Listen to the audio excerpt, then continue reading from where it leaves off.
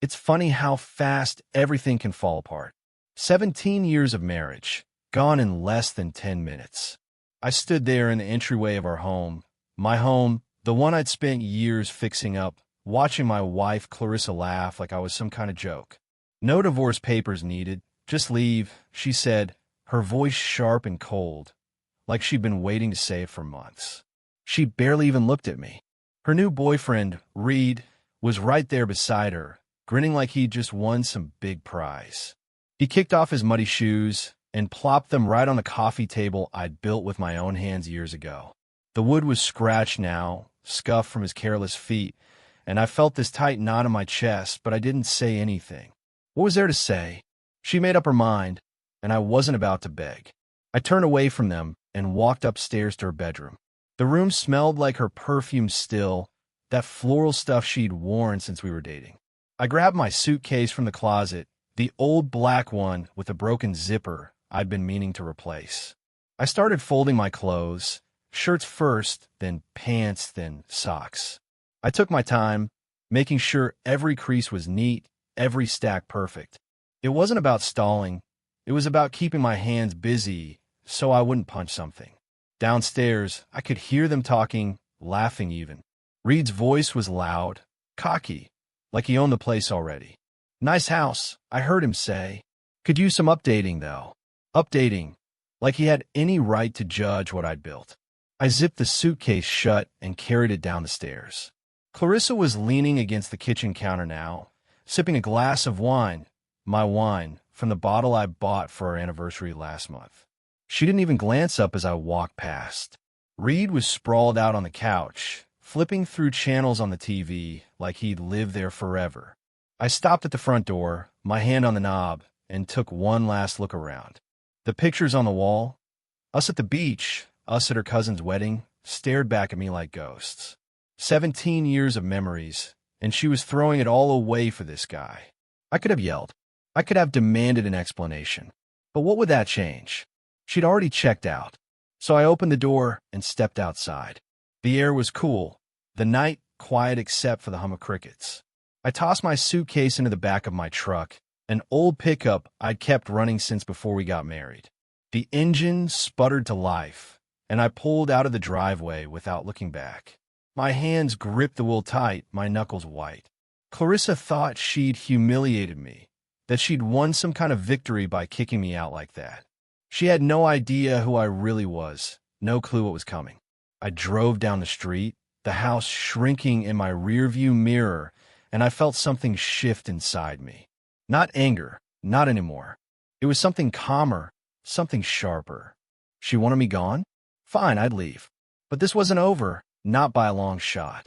I pulled into a gas station a few miles away and parked under the flickering lights. My phone sat heavy in my pocket. I pulled it out, opened the contacts, and scrolled to a number saved only as command. My thumb hovered over it for a second before I typed out a quick message. Initiate subject confirmed, proceeding as planned. I hit send and leaned back in the seat, waiting. The reply came almost instantly. All teams ready. Phase 1 begins 0900. I read it twice, letting the words sink in. 17 years of pretending, of hiding, and now it was all about to unravel. Clarissa thought she'd seen the last of me. She thought I was just some boring guy she could toss aside.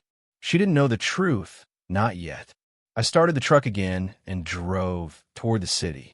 My mind was racing, but my hands were steady. I'd spent years building a life with her, playing the part she wanted me to play. The quiet husband, the guy who fixed the leaky sink and paid the bills on time.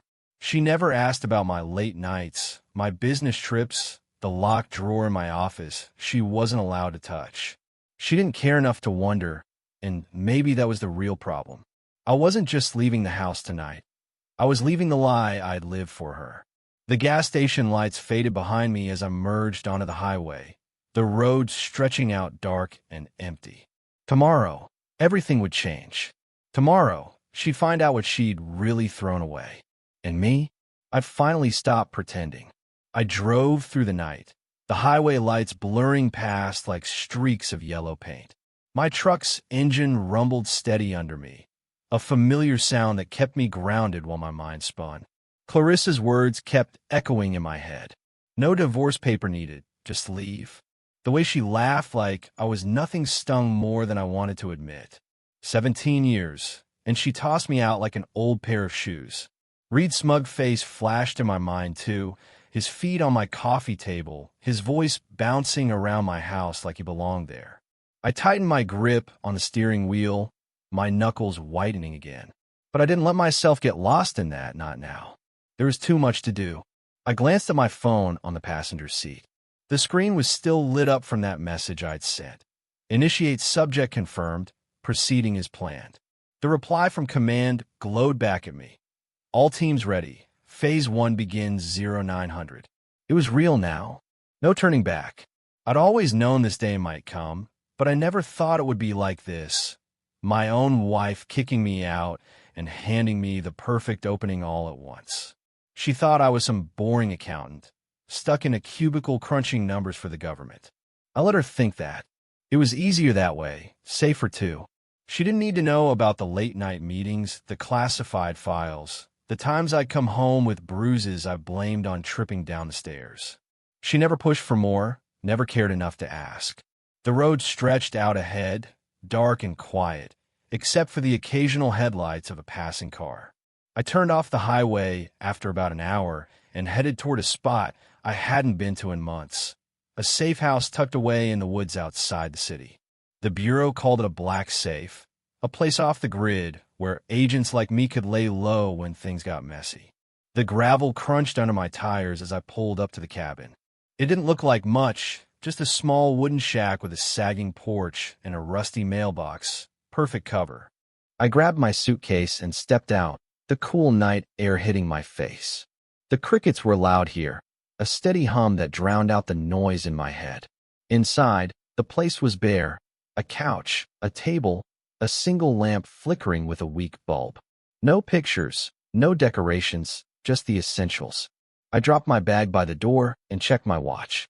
It was just past midnight, 9 hours until Phase 1. I pulled out my phone again and double-checked the signal. Full bars, good. I needed to stay connected. Then I sat on the couch, leaning my head back against the worn cushions. My eyes drifted to the ceiling, tracing the cracks in the wood. This wasn't how I pictured my life at 45. Hiding out in a safe house, my marriage in ashes, my wife shacked up with some sleazy guy. But maybe it was better this way, cleaner. Clarissa never knew what I really did. I told her I worked for the Treasury Department, some desk job tracking budgets and tax forms. It wasn't a total lie, just vague enough to keep her from digging. She'd roll her eyes when I mentioned work, muttering about how dull it sounded. Spreadsheets and coffee stains, she'd say, laughing. I'd laugh too, playing along. She didn't know about the encrypted emails, the burner phones, the times I'd sat in unmarked vans watching targets through binoculars. She didn't know I'd spent the last 3 years tracking a guy like Reed, piecing together his dirty money schemes while she was busy planning dinners and scrolling through her phone. And she definitely didn't know that her soulmate was the key to it all. I stood up and paced the small room, my boots thudding against the floorboards. The safe house had a tiny kitchen in the corner, a sink, a stove, a fridge that hummed too loud. I opened it and found a can of soda, cracked it open, and took a long sip. The cold fizz settled my nerves a bit. I thought about tomorrow, 9 a.m., when the teams would move in. I could already picture it. The black SUVs rolling up, the agents knocking on the door, Clarissa's sleepy confusion turning to panic. She'd have no idea what hit her. Neither would Reed. I almost smiled at that. Almost. Back on the couch, I pulled a small notebook from my suitcase. It was beat up, the leather cover scratched and worn. Inside were notes I'd kept over the years. Codes, dates, names, nothing too specific, just enough to jog my memory if I needed it. I flipped to a page near the back where I'd written RV months ago. Reed Vallon. I'd been watching him long before Clarissa brought him home, long before she decided he was her ticket out of our marriage. I tapped the page with my finger, staring at his initials. She thought she'd humiliated me tonight. She thought she'd won. But she didn't know the game had already started, and I was the one holding the cards. I set the notebook down and checked my phone again. No new messages. Good. Everything was on track. I leaned back, closing my eyes for a moment. The safe house was quiet, except for that fridge humming and the crickets outside. Tomorrow, it'd all kick off. Tomorrow, Clarissa would see a side of me she'd never imagined.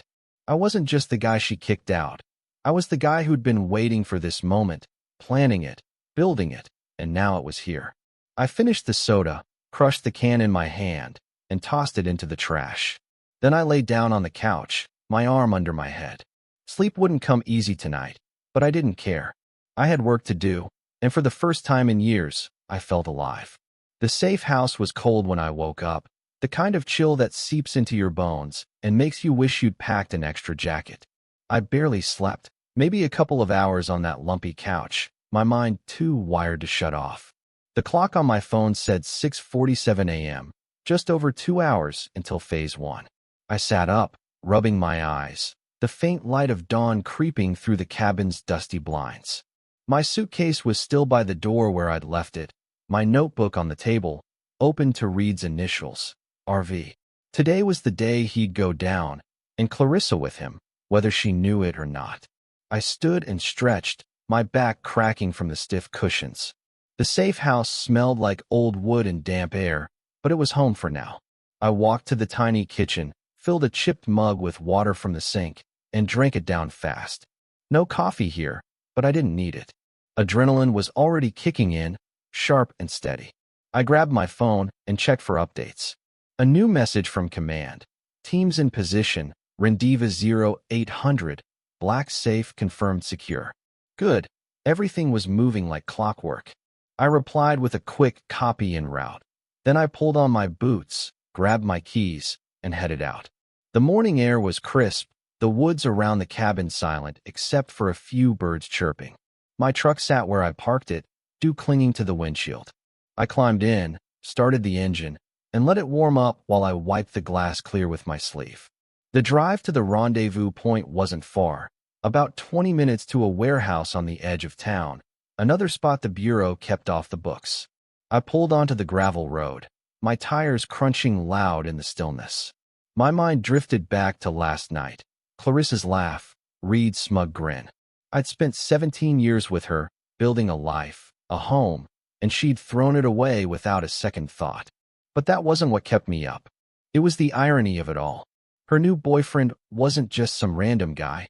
He was my target. See, I'd been working Reed Vallen's case for 3 years, 3 years of late nights, fake identities, and digging through financial records so tangled it'd make your head spin. He was a hedge fund manager on paper, fancy suits, slick hair, the kind of guy who bragged about his yacht at parties. But underneath it, he was dirty, laundering millions through offshore art deals and crypto scams, moving cash for some nasty people. I tracked him across state lines, tapped his calls, watched his every move. And then, 6 months ago, Clarissa brought him home. "This is Reed," she'd said, all smiles, like she'd found gold. My soulmate. I'd nearly choked on my beer. Soulmate. He was my mark. I didn't tell her, of course. Couldn't. My job, my real job, depended on secrecy.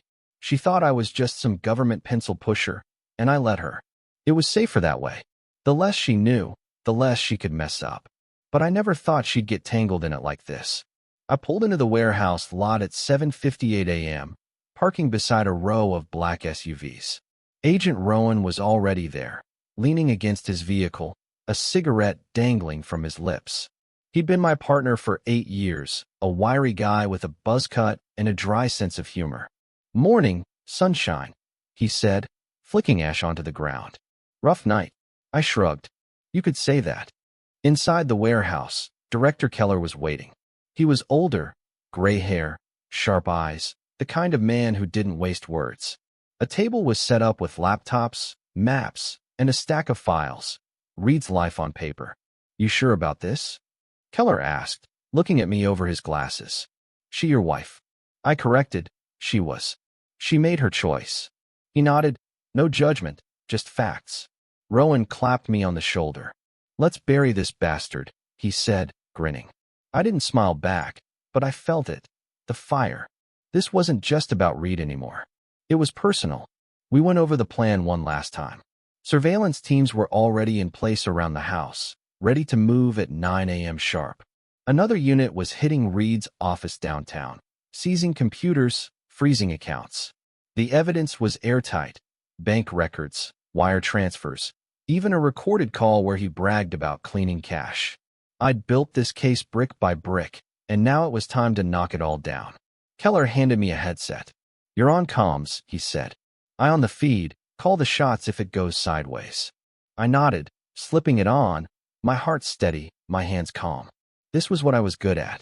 I thought about Clarissa again as we loaded up. She'd never seen this side of me, the guy who could take down a criminal empire without blinking. To her, I was just the husband who forgot to mow the lawn sometimes, who worked late and came home quiet. She didn't know about the black safes, the undercover ops, the times I'd stared down worse men than Reed. And she didn't know that her soulmate was about to drag her into a mess she couldn't talk her way out of. I climbed into the van with Rowan, the doors slamming shut behind us. The screens flickered to life, showing live feeds from the house. Clarissa's car was still in the driveway, Reed's too. They had no idea what was coming. The clock hit 8:45 a.m., 15 minutes to go. I leaned back in my seat, watching the screens, my mind clear. This was my world. Hidden, sharp, real. Clarissa thought she'd humiliated me last night, kicking me out for her shiny new boyfriend. But she didn't know the secrets I'd buried, the life I'd kept from her. She didn't know that I'd been waiting for this, that Reed walking into our house was the last piece I needed. The van rolled out, tires humming against the pavement. Phase 1 was about to start, and I was ready. The van smelled like stale coffee and metal as we rolled toward the house, the screens in front of me flickering with live feeds. It was 8:55 a.m., 5 minutes until everything kicked off. I adjusted my headset, the static crackling in my ear as Rowan muttered something about traffic. My eyes were locked on the monitors, two angles of the house I used to call home. The front porch was quiet, the curtains still drawn. Clarissa's car sat in the driveway next to Reed's flashy BMW. They were probably still asleep, tangled up in the sheets I'd paid for, thinking they'd won. My stomach twisted, but I pushed it down. This wasn't about feelings anymore. This was about the job. The clock hit 9 a.m., and the radio buzzed to life. "Team Alpha in position," a voice said. "Team Beta at office site, secured, awaiting your go." I took a breath, my voice steady. "Go," I said. And just like that, it started. On the screen, 3 black SUVs pulled up fast, tires screeching as agents spilled out, vests on, guns ready but low. They moved like a machine. 2 to the front door, 2 around back, 1 on lookout. I watched as Agent Torres, a guy I'd trained with years ago, banged on the door. "FBI, search warrant, open up." His voice was loud, sharp, cutting through the morning quiet. For a second, nothing happened. Then the curtains twitched, and I saw Clarissa's face peek out, her eyes wide and sleepy. She opened the door a crack, still in her robe, her hair messy from sleep. "What's going on?" she asked, her voice shaky. Torres didn't waste time. "FBI, we have a warrant, step aside." He pushed past her, the team following, and I saw her stumble back, clutching the robe tighter. Reed came stumbling down the stairs a second later, shirtless, his hair sticking up. "What the hell is this?" he yelled. But the moment he saw the badges, his face went pale. He bolted toward the back door. Stupid move. 2 agents were already there, grabbing him before he made it 10 steps. I heard the cuffs click through the comms, a satisfying sound. "Reed Vallon, you're under arrest," one of them said, reading off the charges: racketeering, money laundering, fraud. His mouth opened, but nothing came out. Clarissa was screaming now, her voice shrill on the feed. "What the hell is going on? Somebody tell me." She spun around, looking at the agents tearing through the house, ripping open drawers, bagging laptops, flipping cushions. Nobody answered her. They didn't have to. I watched her sink onto the couch, her hands shaking, her eyes darting everywhere. She didn't get it yet, but she would soon. On the second screen, the office raid was in full swing. Reed's downtown setup, all glass and steel, was swarming with agents. His staff stood frozen as computers were unplugged, files boxed up, accounts locked down. I leaned closer, my pulse steady. This was it, the takedown I'd spent 3 years building. Office secure, beta team reported. Evidence in hand, heading to processing. I nodded, even though they couldn't see me. Copy, I said. Alpha status? Torres's voice came back. House secure, subject in custody, secondary occupant detained for questioning. Secondary occupant. That was Clarissa. I saw her on the feed, an agent standing over her, asking questions she couldn't answer. I don't know anything, she kept saying, her voice breaking. This is my house, you can't do this. But they could. They had the warrant, the evidence, the years of work I'd put in. She didn't know it was me behind it all. Not yet. Rowan nudged me, pointing at the screen. She's losing it, he said, almost laughing. I didn't smile. Watching her fall apart wasn't fun. It was just necessary. The agents found a safe in the bedroom, my bedroom, hidden behind a painting I'd hung years ago. They cracked it open, pulling out stacks of cash, a burner phone, some papers I couldn't make out. Reed stash, no doubt. Clarissa's face went white when she saw it. That's not mine, she yelled. I don't know where that came from. Maybe she didn't, but it didn't matter. She let him in, taken his gifts, played along. That made her part of it, whether she meant to or not. The feed showed Reed in cuffs now, shoved into the back of an SUV. He was sweating, his cocky grin long gone. I want my lawyer, he kept saying, like that'd save him. It wouldn't. We had him cold. Bank records, wiretaps, witnesses. 3 years of my life, boiled down to this moment. I leaned back in the van's chair, the headset pressing against my ear. The house was a mess now, furniture overturned, closets emptied. Clarissa sat there, head in her hands, crying. An agent handed her a tissue, but she didn't take it. She just kept muttering, "This can't be happening." I thought about last night, her laughing, telling me to leave.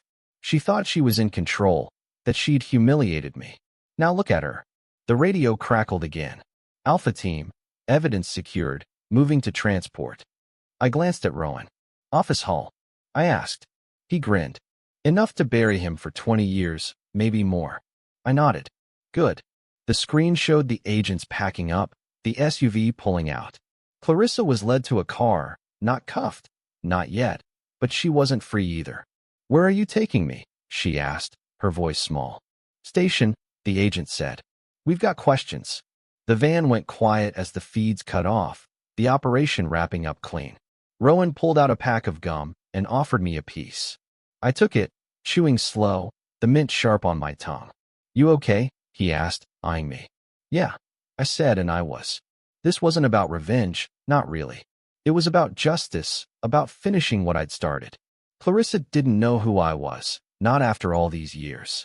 She'd see soon enough. The van started moving, heading back to base. I looked out the window, the city waking up around us. Phase 1 was done. The dominoes were falling, and I was the one who'd pushed them. The van rumbled back to the warehouse, the city sliding past in a blur of gray buildings and morning traffic. I sat there, headset off now, the screen in front of me dark. Rowan was tapping his fingers on the steering wheel, humming some tune I didn't recognize. The takedown was over. Reed in cuffs, the house torn apart, Clarissa hauled off for questioning. My chest felt tight, but not from nerves. It was something else, something heavier. 3 years of work had just paid off, and yet all I could think about was her face on that feed. Confused, scared, crying. She didn't know it was me. Not yet. My phone buzzed in my pocket, snapping me out of it. I pulled it out and saw her name on the screen. Clarissa. A missed call, then another, then a text. What did you do? All caps, no question mark, like she was yelling through the words. I stared at it for a long minute, my thumb hovering over the reply button. Rowan glanced over. She's freaking out, huh? He said, smirking. Let her sweat. I muttered, shoving the phone back in my pocket. But it buzzed again, another call. I ignored it, watching the warehouse come into view as we pulled into the lot. Inside, the team was already unpacking boxes of evidence from the house and office, stacked on tables, agents sorting through it all. Director Keller waved me over. Clean up, he said, his voice gruff but approving. Valen's done. We've got enough to lock him up for decades. I nodded, my eyes scanning the room. Laptops, files, that burner phone from the safe, all laid out like pieces of a puzzle I'd spent years solving. What about her? I asked, keeping my tone flat. Keller shrugged. She's in holding, claims she didn't know anything. We'll see. My phone buzzed again, another text, answer me. I pulled it out this time, staring at her words. She was desperate now, probably sitting in some cold room at the station, wondering how her perfect little plan had blown up. I opened the camera roll instead of replying, scrolling to a photo I'd taken months ago during a training drill. Me in full tactical gear, vest, headset, the works, standing next to Rowan, a surveillance monitor in the background. You could just make out Clarissa's face on the screen, a still from one of Reed's calls we'd tapped. I hadn't planned to use it like this, but it felt right. I sent it to her. No words, just the image. Let her figure it out. The phone rang again almost instantly, her name flashing insistent. I let it ring twice before picking up, my voice calm. Yeah. She was breathing hard on the other end, like she'd been running. What the hell is that picture? She demanded. What did you do? I leaned against the table, watching an agent bag up a stack of Reed's fake invoices. You said no papers were needed, I told her, keeping it simple. Guess you were right. She started to say something, her voice rising, but I hung up before she could finish. The line went dead, and I felt a weight lift off me, small but real. Rowan walked over, chewing his gum loud. She get the memo? He asked. She's getting there, I said, tucking the phone away. He laughed, shaking his head. Man, you're cold. I like it. I didn't respond. Cold wasn't the word. I wasn't trying to hurt, not like that. But after 177 years of being invisible to her, of her rolling her eyes at my boring life, I wasn't about to explain myself now. She'd see it all soon enough. Keller called us into a briefing room, a small space with a whiteboard and a few chairs. The screens were back on, showing footage from the house raid, looped on mute. Valen in processing, he said, pointing at a file. Singing already, trying to cut a deal. I wasn't surprised. Guys like Reed always folded when the cuffs went on. What's he saying? I asked. Keller flipped open the folder. Claims she knew. The wife. Says she was in on the accounts, the gifts, trying to pin it on her. My jaw tightened. She didn't, I said, firm. She's clueless, not crooked. Keller raised an eyebrow, but didn't argue. We'll dig, see what sticks. I thought about that. Clarissa knowing? She didn't. I lived with her long enough to be sure. She'd taken Reed's money, sure, the jewelry, the car, that villa she'd bragged about, but she thought it was just him showing off.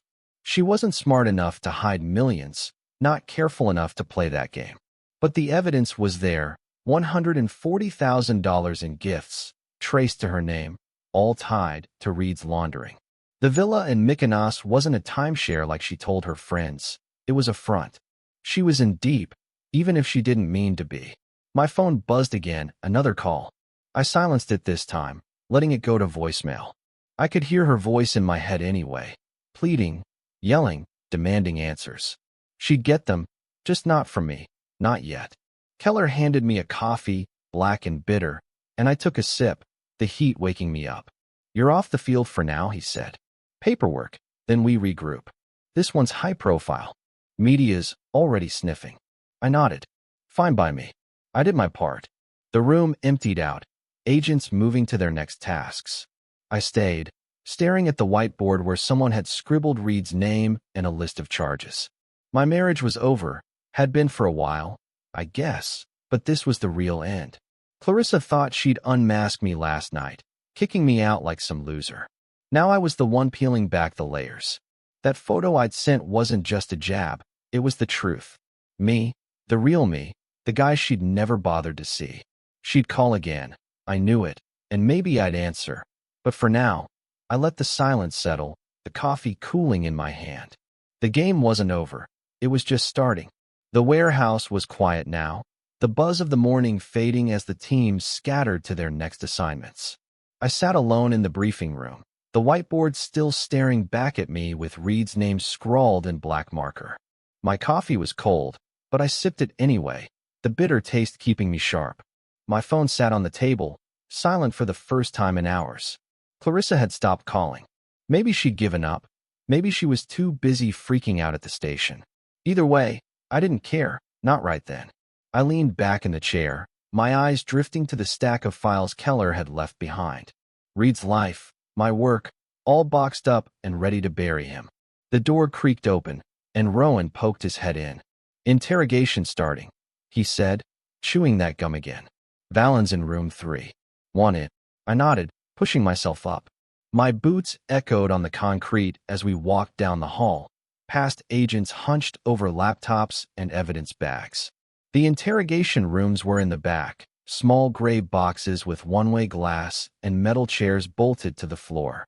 I stopped at the window, looking in. Reed was there, cuffed to the table, his fancy suit swapped for a jumpsuit. He looked smaller without the swagger, his hair greasy, his eyes darting around like a trapped rat.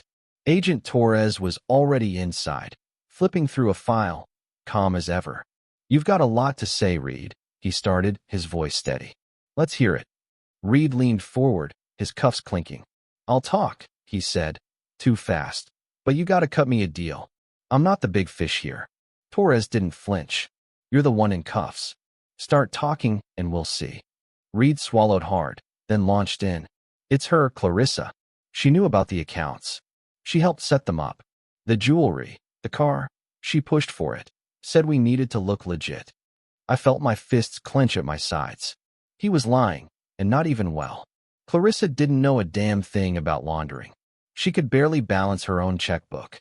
But Reed kept going, spinning his story. "She's got a safe deposit box downtown. Check it, you'll find proof." Torres scribbled something down, then looked up. "We'll check. Anything else?" Reed nodded, eager now. "The villa. She picked it, said it'd be our getaway. She's in on all of it." I turned away from the glass, my jaw tight. Rowan raised an eyebrow. "He's desperate," he said, throwing her under the bus to save his ass. "Yeah," I muttered. "Won't work." I knew Clarissa wasn't innocent. She'd taken the gifts, flaunted them, let Reed worm his way in, but she wasn't a mastermind. She was just greedy, blind, too caught up in her soulmate to ask where the money came from.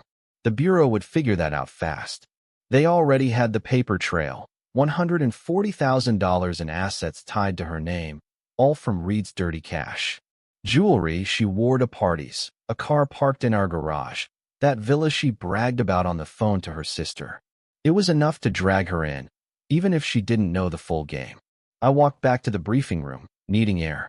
My phone buzzed again, not Clarissa this time, but my lawyer, Mike. I answered, keeping it short. "What's up?" His voice was all business. "She's asking to see you. Clarissa called my office from the station. Says it's urgent." I rubbed my temple, the headache starting to build. "She's in holding?" I asked. "Yeah," Mike said. "Not charged yet, but they're digging. She's scared, wants to talk."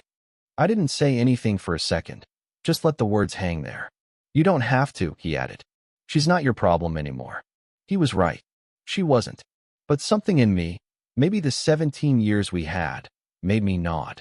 "Set it up," I said. "I'll go." The call ended, and I sat back down, staring at the files. Reed was still in there, flapping his gums, trying to claw his way out. The safe deposit box was a bluff. I'd bet my truck on it. But the villa was real. We traced it weeks ago, a $2 million property in Mykonos, bought through a shell company Reed controlled. Clarissa thought it was a romantic gift, not a laundering front. She'd posted pictures online, all smiles, oblivious. Now it was evidence, and her name was on the deeds. Probation at least, maybe worse. She was in the system now, caught in the net I'd cast for him. An hour later, Mike texted me the details. Bureau conference room, 2 p.m.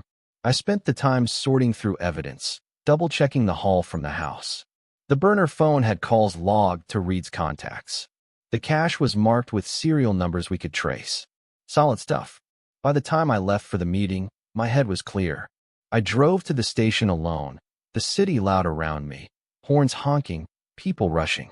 The building was all concrete and glass, cold inside. An agent led me to the room, a beige box with a table and 2 chairs. I sat, waiting. The door opened and Clarissa walked in. No cuffs, but she looked rough, hair tangled, eyes red. Her robe swapped for jeans and a sweatshirt. She stopped when she saw me, her mouth opening then closing. Sit, I said, nodding at the chair. She did, slow, like she wasn't sure. They're saying I'm involved, she started, her voice small. I didn't know, I swear. I didn't answer, just watched her. She fidgeted, then leaned forward. You did this, didn't you? The raid, the arrest, it's you. I nodded just once. Yeah. Her eyes widened, tears welling up. Why didn't you tell me who you really are? I leaned back, keeping my voice even. You never asked, I said. You never cared. And that was it, the truth, plain and simple. She stared at me, tears spilling now, but I didn't move. This was her mess. I just lit the fuse. The conference room felt like a freezer, the air heavy with that stale smell of old carpet and cheap coffee. Clarissa sat across from me, her hands twisting together on the table, tears streaking down her face. She looked smaller than I remembered, like the last 24 hours had shrunk her into someone I barely recognized. Why didn't you tell me who you really were? She'd asked, her voice breaking on every word. I'd answered her straight. You never asked. You never cared. It wasn't mean, just true. 17 years, and she'd never once pushed past the surface, never wondered why I was gone so much, or what I did behind that locked office door. Now here we were, staring at each other across a table in a bureau building, the life we'd built in pieces. She wiped her eyes with her sleeve, sniffling loud. I care, she said, but it sounded weak, like she didn't believe it herself. I didn't know it was this. FBI raids. You were supposed to be an accountant. Her voice rose at the end, almost a yell, like she was mad I tricked her. I didn't flinch. I told you I worked for the government, I said, keeping it calm. You filled in the rest, didn't want to hear more. She shook her head fast, like she could shake off the truth. That's not fair, she muttered. You hid it, you lied. I leaned forward then, just a little, my hands flat on the table. I didn't lie, I said. I protected you, kept you out of it, until you let him in. Her face crumpled at that. Reed's name didn't even need saying. She knew who I meant. I didn't know what he was, she whispered, staring down at her hands. He was nice to me. He listened. You were always distant. Distant. The word hit me, but not hard. She wasn't wrong. I'd been gone a lot. Late nights, trips I couldn't explain, walls I had to put up to keep my work separate. But I tried. I'd fixed the house, paid the bills, sat through her endless stories about her friends. She just stopped seeing it, stopped seeing me. You wanted a soulmate, I said, my voice steady. You got one. She started crying harder then, big sobs that shook her shoulders. I didn't mean for this, she said between gasps. The money, the stuff, I thought it was just gifts. I didn't know it was illegal. I believed her mostly. Clarissa wasn't smart enough to run a laundering scheme. She'd fail a math test before she could hide millions. But she'd taken it all anyway. The jewelry, the car, that villa she bragged about. Greed made her blind, not brains. They're saying I could go to jail, she went on, looking up at me with wet, desperate eyes. You have to help me, please. I didn't move, didn't soften. I can't, I said, simple as that. You're in it now. They've got evidence, your name on accounts, property. You took his money. She shook her head again, frantic. But I didn't know. You know I didn't. Tell them. Her voice was loud now, echoing off the beige walls. I stayed quiet for a second, letting her words hang there. Then I said, they'll figure it out. If you're clean, you'll walk. If not, I trailed off, shrugging. She stared at me like I'd slapped her. You're not even going to try? She asked, her voice small again. After everything? Everything. 17 years of dinners, fights, quiet mornings. The time she laughed at my bad cooking, the way she'd curl up next to me on the couch. It flashed through my head, quick and sharp, but it didn't change anything. You told me to leave, I said, meeting her eyes. No papers needed. I did what you wanted. She flinched, like the words cut her. Maybe they did. I didn't mean it like this, she mumbled, tears dripping onto the table. I was mad. I was stupid. I didn't think. She stopped, choking on a sob. I didn't feel. I stood then, stepping back. We're done, I told the agent at the door. Clarissa let out a broken sound, but I didn't turn around. She'd see a judge soon enough. Maybe they'd cut her a deal. Maybe they'd give her probation. No more fancy cars. No more trips. Just a small apartment and a court-ordered class on how not to be a fool with money. I stood up, stretching my legs, and walked over to the evidence tables. The stuff from the house was there. My old laptop, the safe's contents, even a photo frame I'd hung in the hall. Me and Clarissa at the beach, smiling like we meant it. I picked it up, running my thumb over the glass. That was a long time ago, back when she still looked at me like I mattered. I set it back down, face first, and turned away. No point in holding on to it. The past was done, and I wasn't the type to dwell. My phone buzzed. Mike, my lawyer. Press keeps calling. You sure? No comment. I texted back, sure, let it die down. He replied with a thumbs up, and I pocketed the phone. The warehouse was slowing down now, agents heading out, the day winding to a close. Rowan came over again, tossing his gum wrapper in the trash. Beer, he asked. Team's hitting the bar later. Celebrate. I thought about it. Cold bottle, loud laughs, a chance to shake this off. Yeah, I said. I'm in. We left the warehouse as the sun dipped low, the sky turning orange over the city. The bar was a dive a few blocks away, all sticky floors and neon signs. The team was already there. Torres, a couple others. Keller even showed up for a round. They raised their glasses when I walked in, cheering like I'd won something big. To the man who took down Valen, Rowan yelled, and I let myself smile just a little. The beer was cold, the chatter loud, and for the first time in months, I felt light. No more hiding, no more pretending. Reed was gone, Clarissa was out, and I was still standing. The night stretched on, the bar emptying out slow. I stayed until last call, nursing a second beer, watching the team laugh and swap stories. This was my life now. Work, purpose, people who got it. Clarissa had her sentencing, her probation, her sister's couch. I had this, and it was enough. I paid my tab, stepped outside, and breathed in the cool night air. The headlines would fade, the calls would stop. Tomorrow, I'd open that new file. Tonight, I just walked home, the city quiet around me, feeling like myself again. The morning after the bar, I woke up in my new apartment, a small place downtown, all bare walls and unpacked boxes. The bed was just a mattress on the floor, but it was mine, no traces of Clarissa or the life we'd had. Sunlight slipped through the blinds, hitting my eyes, and I groaned, rolling over to check my phone. It was 7:30 a.m., later than I'd meant to sleep. A text from Rowan sat unread. Good night, huh? Team's still buzzing. I smirked, tossing the phone aside. Last night had been loud. Beers, laughs, the team treating me like some hero. It felt good, but now it was back to reality. I got up, my joints stiff from the mattress, and shuffled to the kitchen. The coffee maker was still in a box somewhere, so I boiled water in a pot and dumped in some instant grounds.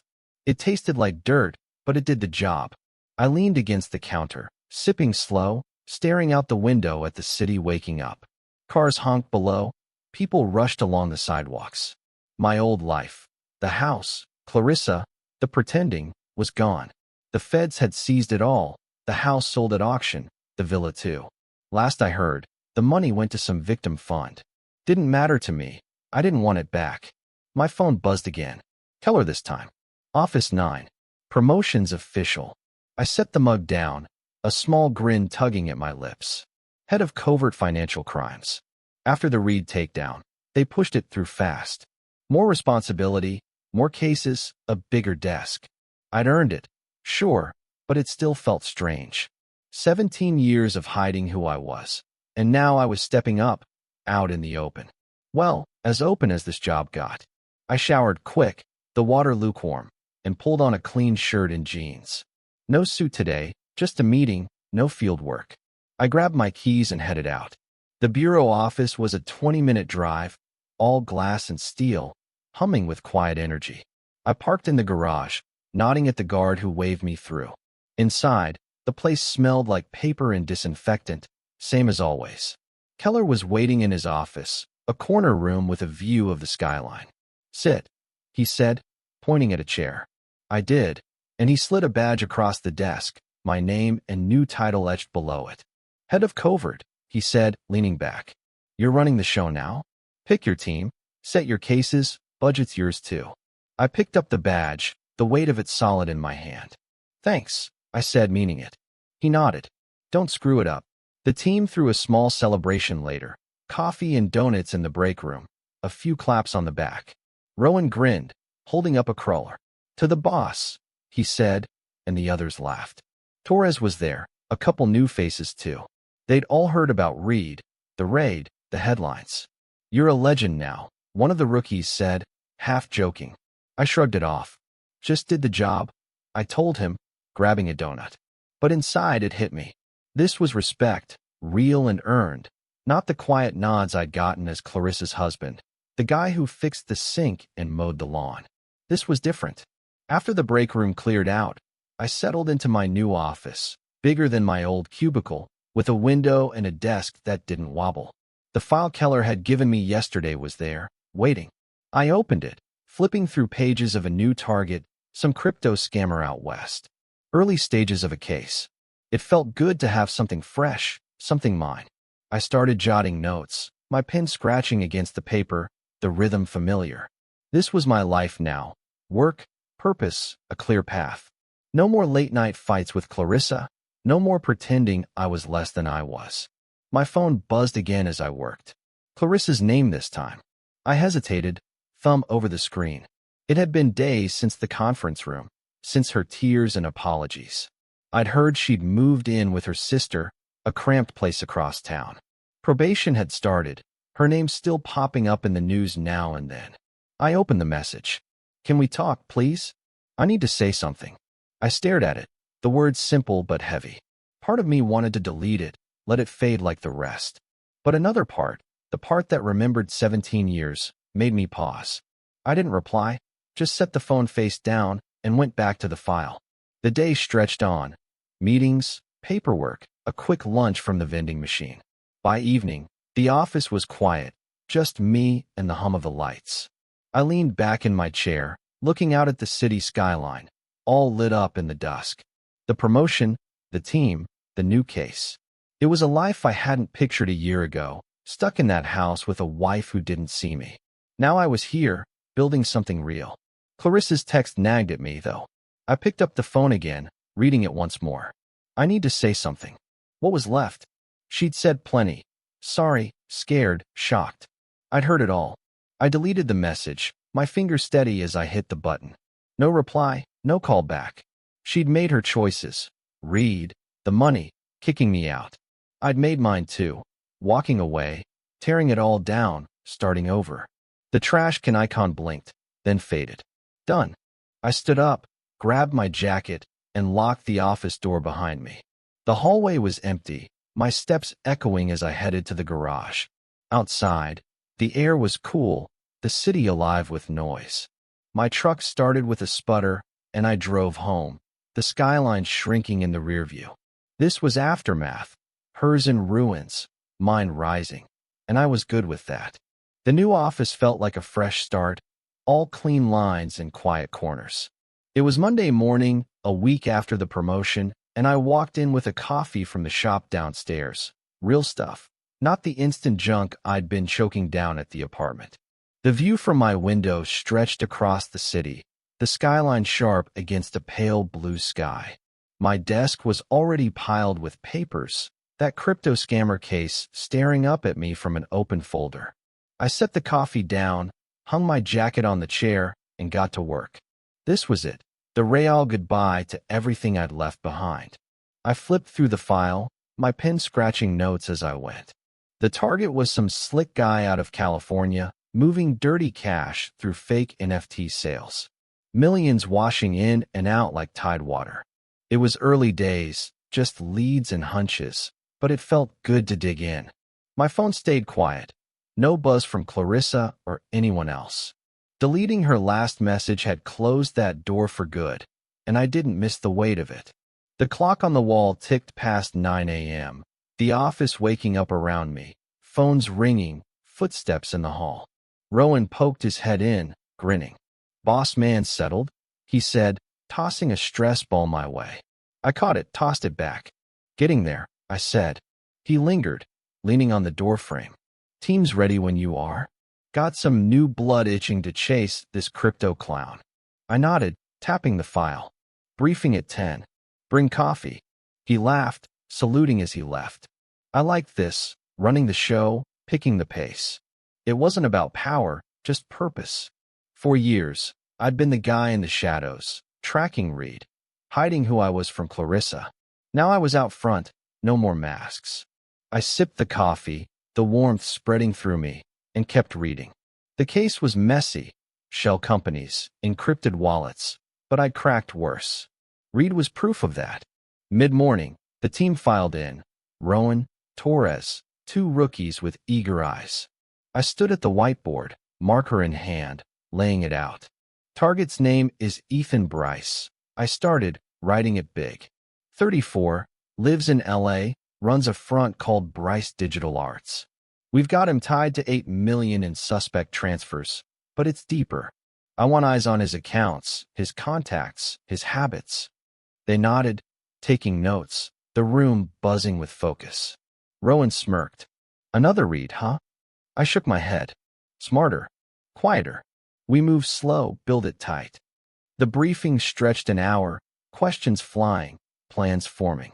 By the end, I felt that old fire kicking in, sharp, steady, alive. Lunch was a sandwich at my desk, crumbs falling on the file as I cross-checked leads.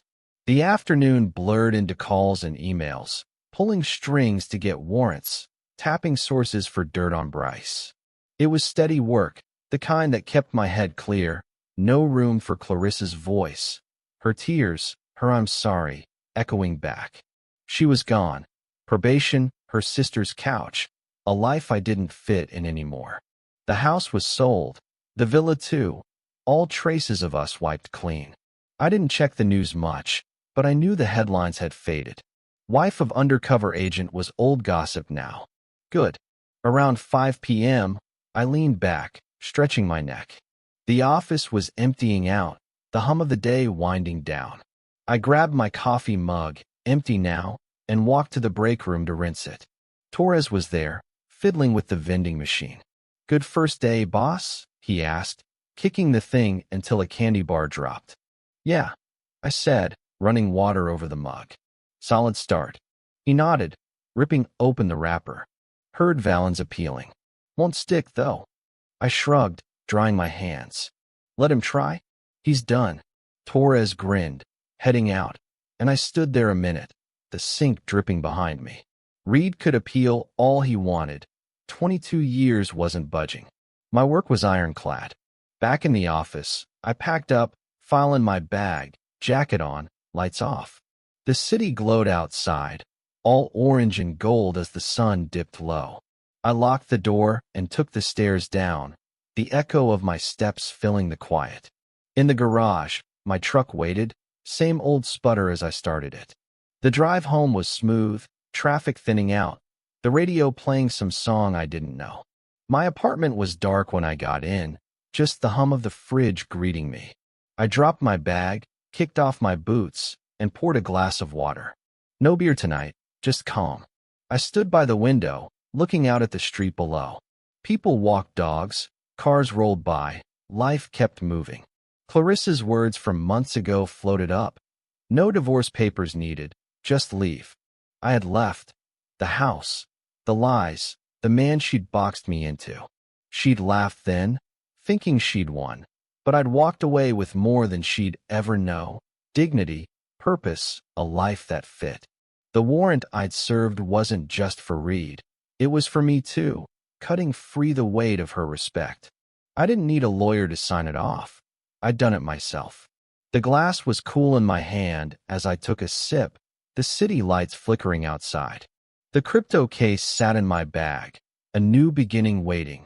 Another con man, another chase, another chance to do what I was good at. I smiled, small but real, and set the glass down. The mattress wasn't much, but it'd do. I lay back, arms behind my head, the ceiling blank above me. No ghosts here, just me, the job, the road ahead. Clarissa had her goodbye, messy and loud. This was mine, quiet and sure, and it felt right.